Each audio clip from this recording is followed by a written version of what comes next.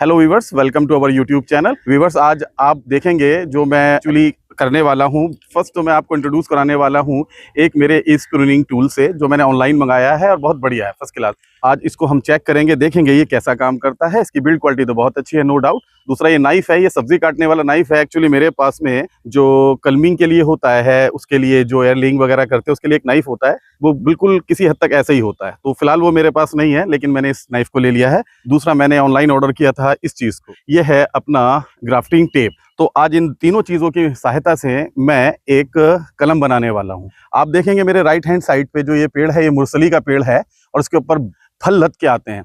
और left hand side पे देखेंगे एक दूसरा पेड़ है, ये भी मुरसली का ही है, लेकिन इसके ऊपर सिर्फ फूल आते हैं, कभी इसमें फल नहीं आते। ऑलमोस्ट 10-15 साल से मैं ये चीज़ देख रहा हूँ। तो आज मैंने ये सोचा है कि जो हमारा राइट हैंड साइड वाला मुरसली का पौधा है, इसकी एक कलम लूँ और उस कलम को प्लांट करूँ इस पौधे की किसी शाखा पर, किसी ब्रांच पर। तो ये मेरा फर्स्ट अटैम्प्ट होगा। मैंने लाइफ में पहले ऐसा कुछ भी नहीं किया है, फर्स्ट टाइम मैं ऐसा कुछ करने जा रहा हूँ। तो wish me a best of luck कि ऐसा मैं कर पाऊँ। तो फर्स्ट मैं आपको दिखाऊंगा कि इस वाले पेड़ के ऊपर कितनी ज़्यादा फ्रूटिंग हुई हुई है। फिर मैं लेफ्ट में दिखाऊंगा इस वाले प्लांट के ऊपर, पेड़ के ऊपर सिर्फ फूल हैं, एक भी फल नहीं है। चलिए मैं आपको पास से दिखाता हूँ। ओके वीवर्स, तो आप पास से देखिए, ये मेरा राइट हैंड साइड वाला पौधा है और इसके ऊपर फ्रूटिंग देखेंगे आप। इस फल को आपके क्षेत्र में क्या कहा जाता है मुझे नहीं पता, लेकिन हमारे क्षेत्र में इसे मुरसली कहा जाता है। ठीक है, तो आपको मैं दिखाता हूँ। इसमें काफ़ी ज़्यादा जो फ्रूट है वो पक भी गए हैं, आपको पास से दिख रहा होगा। आप देखेंगे पक के चटक ऑरेंज कलर के हो जाते हैं और खाने में इनका स्वाद मीठा कसेला सा होता है, लेकिन ये काफ़ी पौष्टिक होते हैं। इनके अंदर काफ़ी मिनरल्स पाए जाते हैं, विटामिन पाए जाते हैं। तो ये एक वाइल्ड फ्रूट है, लेकिन काफ़ी औषधीय गुणों से भरा हुआ है। तो आप देखेंगे इस प्लांट के ऊपर कितनी ज़्यादा फ्रूटिंग हुई है। अब मैं दिखाता हूँ आपको वो पौधा जिसके ऊपर केवल फूल आते हैं हर साल, फल कभी नहीं आता। ऐसा क्यों होता है मुझे नहीं पता।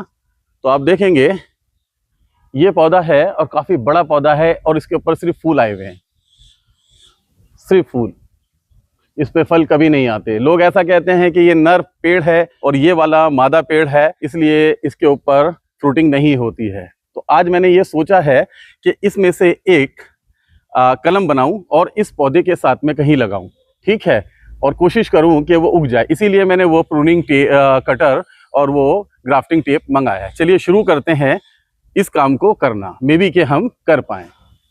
ओके वीवर्स, तो आप देखेंगे कि मैंने अपने राइट हैंड साइड वाले पेड़ पे से ये कलम काट ली है।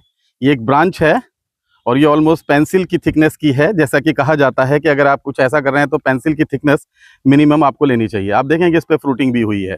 तो ये मैं समझता हूँ ये वाली जो कलम होगी एयर ग्राफ्टिंग के लिए बहुत अच्छी होगी। तो चलिए इसी को हम बनाते हैं कलम। कलम बनाने के लिए हमेशा वीवर्स एक बात का ध्यान रखना चाहिए, जो आप कट लगाएं वो थोड़ा सा टेढ़ा लगाएं, ताकि पानी जब ऊपर से गिरे तो यहाँ से स्लिप हो जाए। ठीक है, उसके बाद में आप देखेंगे ये है यहाँ, ये आप देखेंगे यहाँ पर, ये इन्हें किल्ले निकलना कहते हैं, यहीं से इसके अंदर ये ब्रांचेस निकलती हैं।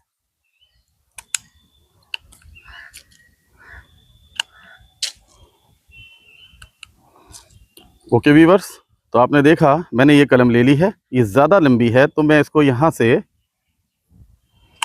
काट देता हूँ। ठीक है, उसके बाद आप देखेंगे थोड़ा सा टेढ़ा इसे काटना होता है। उसके बाद आप देखेंगे व्यूअर्स, इसको थोड़ा टेढ़ा काटा जाता है। एक्चुअली ये जो नाइफ है थोड़ी शार्प नहीं है, इसके अंदर थोड़ा सा शार्प नाइफ चाहिए होता है, मच बेटर। तो व्यूअर्स आप देखेंगे इसको मैंने कलम की तरह यहाँ से शार्प कर लिया है।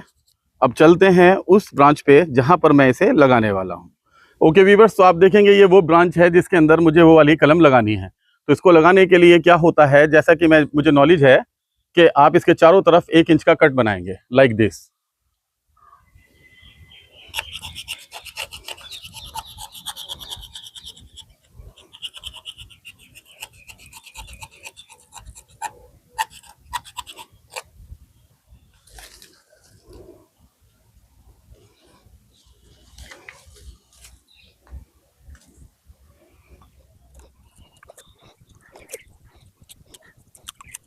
इसको इतना टाइट कर देना है इसके अंदर हवा ना जा पाए बिल्कुल भी।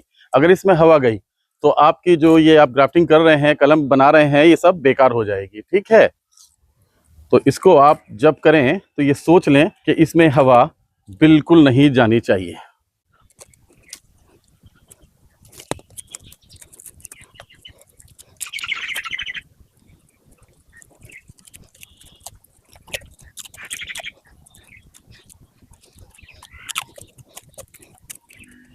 अब आप देखेंगे जिसके ऊपर मैंने ये एयरलिंग करी है, वहाँ 2 ब्रांचेज हैं, जिनमें से एक ब्रांच को मैं यहाँ से काट देता हूँ। ओके व्यूअर्स, तो मैंने एक ब्रांच को यहाँ से काट दिया है। चलिए मैं आपको पास से दिखाता हूँ बेसिकली मैंने क्या किया है। ओके व्यूअर्स, तो आप देखेंगे ये मैंने दूसरे पेड़ की एक कलम मैंने उस पेड़ पे बांध दी है जिसमें फ्रूटिंग नहीं हो रही थी। तो ये अब आपके सामने है, कुछ इस तरीके से मैंने किया है इस काम को, आप देखेंगे। आगे वाली इसकी ओरिजिनल ब्रांच है जिसके ऊपर मैंने ये एयर ग्राफ्टिंग की है, जो भी कहते हैं इसे कलम वगैरह बांधना। तो ये वाली वो है जिसको मैंने इसमें बांधा है।